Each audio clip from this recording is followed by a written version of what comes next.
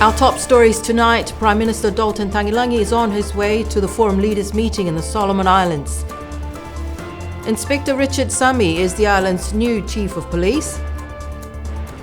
And the Department of Education hold public consultations on the secondary school curriculum and NCEA reforms. Falafalahiatu, I'm Esther Pavihi and welcome to tonight's bulletin of BCA News. A special whakalofa and welcome to our viewers from across the Pacific, thanks to our partner Pacifica TV. Leading the bulletin tonight, Prime Minister Dalton Tagilangi is on his way to the 54th Pacific Forum Leaders Summit in Honiara in the Solomon Islands.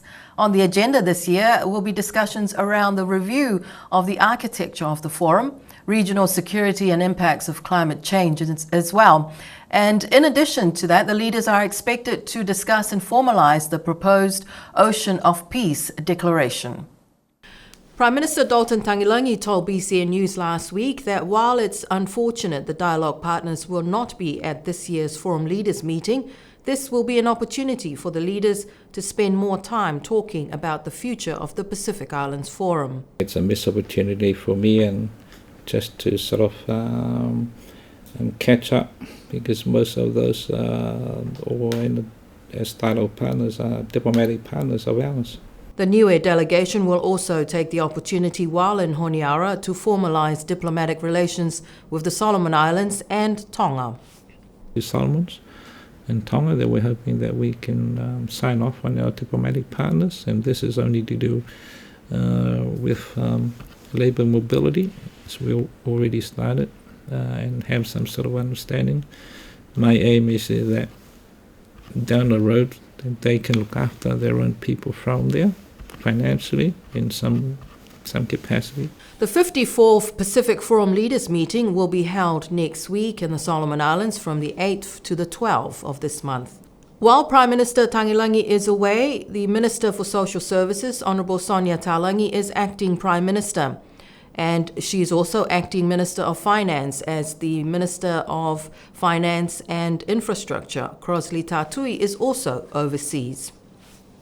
Last month, the New Zealand government announced proposed reforms to the secondary school curriculum and the NCEA qualifications.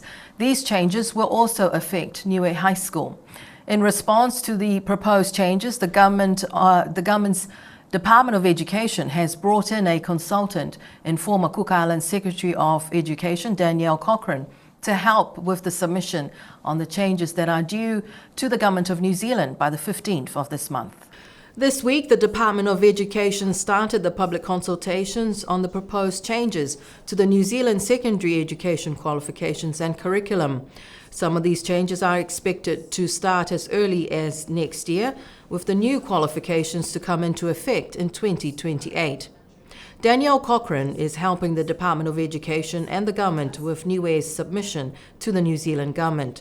She spoke with BCN News about some of the proposed changes and the one that will be of particular interest to Niue. A second proposal is the removal of NCEA Level 1. A lot of schools in New Zealand and around the Pacific have already done that, but what they're wanting to do is finalise that, the removal of Level 1, replacing with a foundational award at Year 11, which focuses on literacy and numeracy. For us here in Niue, that's a very important proposal, because we want to know the position of Wangahao Niue. And so part of the discussions that the Department of Education wants to have with the Ministry is making sure that the language aspect is covered. The principal of Niue High School, Charles Ioane, said that his team is standing by, waiting for the implementation of the changes, but the urgency and the timing of these changes will have an impact on resources. Principal Ioane is hopeful that there will be additional support for resources to help the school meet the expectations of these proposed changes. This is echoed by Angela Tuhipa from the Parents and Teachers Association, who said that the school should be provided with the necessary resources to adapt to the changes. Expect that if these are changes that they want to push through quickly, in order to help support the school and the teachers and our kids, they have to look at being able to provide whatever resources that they can to make that happen. So my hope is, what that looks like, not sure, but whatever I think that the school would need to implement, and that time frame would be really important, yeah. Tuhipa is calling on parents and caregivers to take part in the consultations and provide feedback towards Niue's submission to the New Zealand government. The implementation of these changes will start at the end of this year, with the rollout of the new qualification expected in 2028. You will see changes coming into effect as early as next year. That's not necessarily, though, with the actual qualification or the assessment side of things. It'll be the new refreshed curriculum that New Zealand is delivering out. So that's next year and the year after, and then the foundational award will kick in from 2028.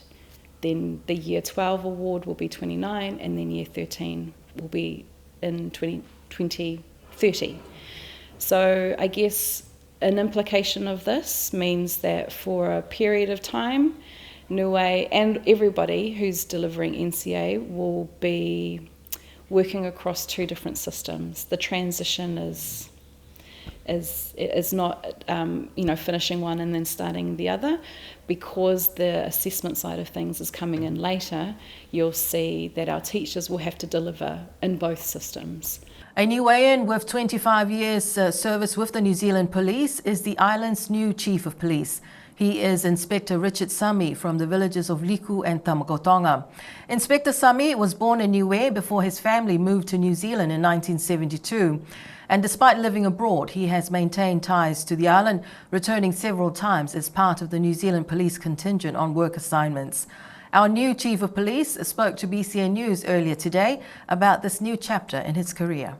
Raised in Auckland, New Zealand, Inspector Sami hails from the villages of Liku and Tamagotonga. The goal of mine when I first joined the police to come back home and be the Chief of Police. So a big honour for my family. And just very grateful for the opportunity to be given the job of Chief of Police in Niue. He graduated from the Royal New Zealand Police College in Porirua in Wellington and worked his way through the ranks with the New Zealand Police to where he is now at inspector level. This is the level of experience he brings to this new role. Their trust and confidence is very important, and their visibility and relationships, forming partnerships with the community and agencies is very important. Very wary that policing in New Zealand will be totally different to policing in Niue. So that approach will be people oriented. Richard Sami is on the island this week to familiarise himself with his role and to meet the people that he will be working with during his tenure as the Chief of Police, the role that he will officially take up in October this year. Just come and say hello to me. I don't bite, and even though my Niuean is not strong, mama, I understand Niuean, but I'll be out there in the community, and I'm looking forward to coming back home and policing in Niue. And we look forward to working with Chief Richard Sami and his team. In other news, a training course was officially launched this week at USB by Acting Minister of Infrastructure, Richie Mautama. The training course is part of a Manaaki short-term scholarship program funded by the Government of New Zealand for all plant and heavy machinery operators on the island.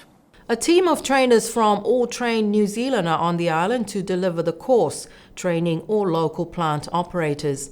New Zealand's High Commissioner Mark Gibbs said that this course is about investing in Niue by lifting the capabilities of local plant operators.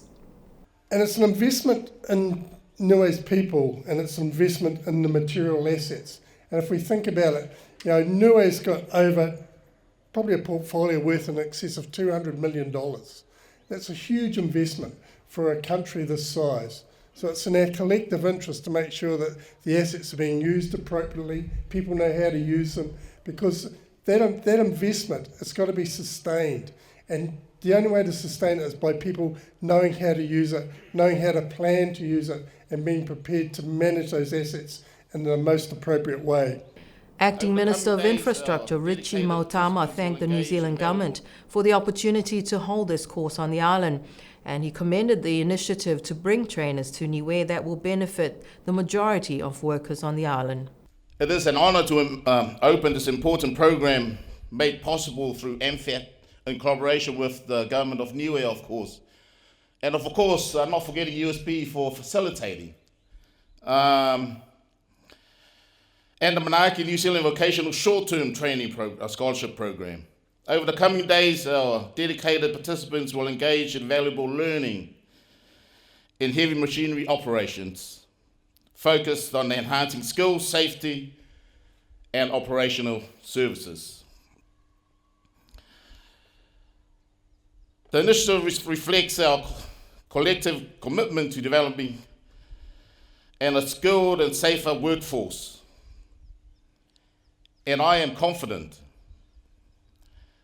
that the knowledge and experience gained here will have a positive impact on our communities and workplaces. Tourism is booming this season as the industry bounces back strong post-pandemic. The island's flagship hotel, Scenic Matavai Resort, is seeing a huge increase in wedding bookings this year compared to last. The resort is also looking to expand its scholarship program for young people to train in cookery and hotel management. Here's that story. The Scenic Matavai Resort will be hosting another chef's table dining experience next week called A Taste of Aotearoa, featuring New Zealand chef Will Modido and Matavai's culinary director Teratua Kuthas. The two chefs will be supported by two young Niueans who have been offered scholarships to study cookery and work at the Scenic Matavai. BCN News spoke to Scenic Matavai's general manager James Shilton about the scholarship. The dinner, similar to the Andrew Filke one, is aimed at producing more funds to help with our scholarship program, which is starting at the end of September now. We've got two students who have shown big interest, one of whom has fully signed on. We're just going through all the paperwork at the moment, so thanks to all the work with the Australian High Commission and help of the New Zealand High Commission, we're able to start this process where these two young kids or young adults are able to gain real qualifications while working and with a full talent pathway whilst in Niue. The funds raised at the Taste of Aotearoa dining experience will go towards the scholarship program. Scenic Matavai is also working on another scholarship opportunity for a student to work with the general manager in hotel and resort management. So the one that we've currently got is for a level 5 cookery, so it's an apprenticeship that gets them a level 5 qualification, which allows us to have them employed as sous chefs, so one down from a head chef. We've started compiling, we've just finished putting together a program with the New Zealand training organisation to have the next stage, which is hotel managers course. So that would allow us to bring on people from the age of 16 upwards and train them in all aspects of the hotel from an operational point of view. So that's food and beverage and front office, but also working with me on P&Ls and budgets and understanding how we do forward planning on expenditure and forward planning on maintenance problems, as well as the unique part about being in Niue with all the logistical transport. So I find it quite interesting working here, and I think they're bringing on a couple more people to learn and come through that process with us. Again, we'll end up with them having level 5 qualifications whilst also gaining work experience. The resort is also seeing a huge increase in wedding bookings as Niue's reputation as a wedding destination picks up with the New Zealand and Australia market. The season started a lot earlier this year, so we were busy from mid-April and still through until the end of October. Coming out of that, we've got good amount of bookings in weddings. Really good example is that last year we had 3 weddings, and this year we're currently on 45 weddings.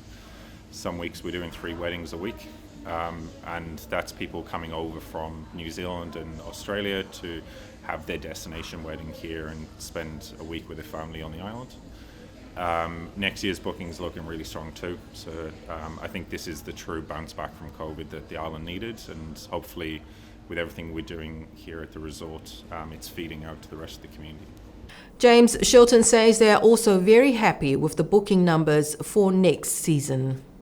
And a group of technicians from Manaia Go in New Zealand are on the island this week to install and fit BCN studios. This is part of a $2 million project, rebuild and upgrade project funded by the Government of Australia. The team arrived on Friday last week and started work in the weekend to fit the 4 studios, including the Radio Sunshine studio. The project is supervised by Australia's national broadcaster ABC International. The new look studios, fitted with the latest gear, is just the boost needed by the BCN team, who have been working from makeshift studios for the past 5 years. BCN is also looking for young reporters to join the news team and make use of the new studios, so contact us if you want to join the BCN news team. The soft opening of the BCN refurbishment and upgrade project will be held on the 22nd of this month. And to end our bulletin tonight, last month, Tuamotu Rugby League hosted the Pacific Youth Camp trials for Niue's first female rugby league match, setting the stage for the Under-17 Girls Academy, giving young female athletes on the island the opportunity to showcase their talent and commitment to the sport.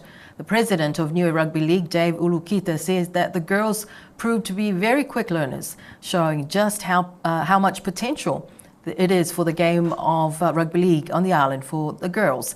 Last weekend, the Tuamotu hosted the final Under-17 girls match between Team Taketake and Tuaki. Taketake won 16 points to 8.